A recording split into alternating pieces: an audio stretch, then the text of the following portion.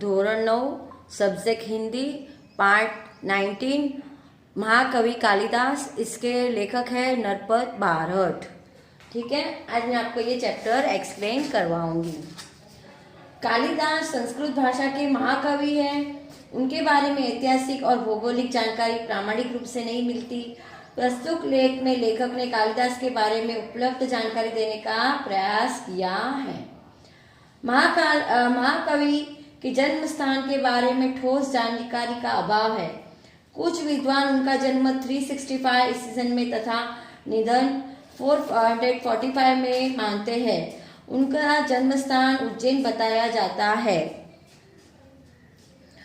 उज्जैन में राजा विक्रमादित्य का शासन था। उनके राज्य में प्रजा सब प्रकार से सुखी थी। साहित्य और कला का भी खूब विकास हुआ। राजा विक्रमादित्य ने समय समय पर सोने के सिक्के चलाए थे। उनके प्रोत्साहन से संस्कृत भाषा की खूब उन्नति हुई थी। ऐसा कहा जाता है कि युवावस्था तक कालिदास निरक्षर थे। वे पेड़ की जिस डाल पर बैठते थे उसी को काटते थे। विद्वत्मा राजा शानदार की अत्यंत सुंदर और गुणवती पुत्री थी। उसे अपने रूप गुण और ज्ञान का बहुत घमंड था। बड़े बड़े विद्वान और पंडित उससे शास्त्रार्थ करने का साहस नहीं करते थे। कुछ ईर्ष्यालु पंडितों ने उसका विवाह किसी मूर्ख से कराने का निश्चय किया। उन्हें मूर्ख युवक कालिदास को उससे विवाह करने के लिए तैयार किया। पंडितों की सलाह के अनुसार शास्त्रार्थ के समय कालिदास मौन रहे। बस इशारों से शास्त्रार्थ हुआ। शास्त्रार्थ के समय विद्वत्मा ने एक उंगली उठाई। इसका अर्थ था ईश्वर एक है। कालिदास समझे कि यह मेरी एक आंख फोड़ना चाहती है। उन्होंने 2 उंगलियां उठाकर इशारा किया कि मैं तेरी दोनों आंखें फोड़ दूंगा। पंडितों ने इसका यह अर्थ लगाया कि ईश्वर और जीव 2 है। इसके बाद विद्वत्मा ने 5 उंगलियां दिखाकर 5 तत्वों का संकेत किया। कालिदास ने ईश तमाचा मारने का संकेत समझा और मुट्ठी दिखाकर गुस्सा मारने का संकेत किया।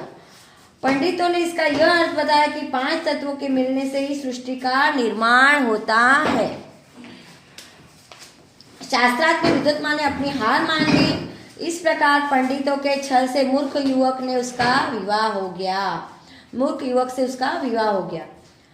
परंतु विद्वत्मा जल्दी समझ गई कि पंडितों ने धोखे से उसका विवाह एक मूर्ख युवक से करा दिया है। उसे बहुत दुख हुआ। उसने अपने महल से कालिदास के प्रवेश पर रोक लगा दी।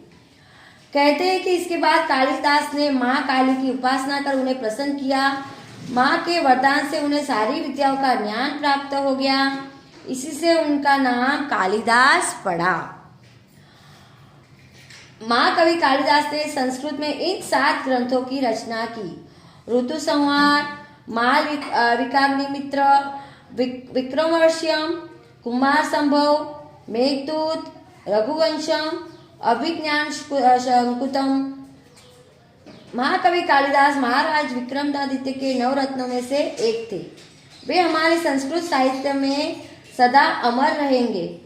उनकी रचनाओं में उनके समय के इतिहास, साहित्य, शासन, राजनीति तथा समाज के बारे में जानकारी प्राप्त होती है। ये चैप्टर आपका एक्सप्लेन हो गया। नेक्स्ट वीडियो में मैं इसके आपको क्वेश्चन आंसर करवाऊंगी। ठीक है, थैंक यू।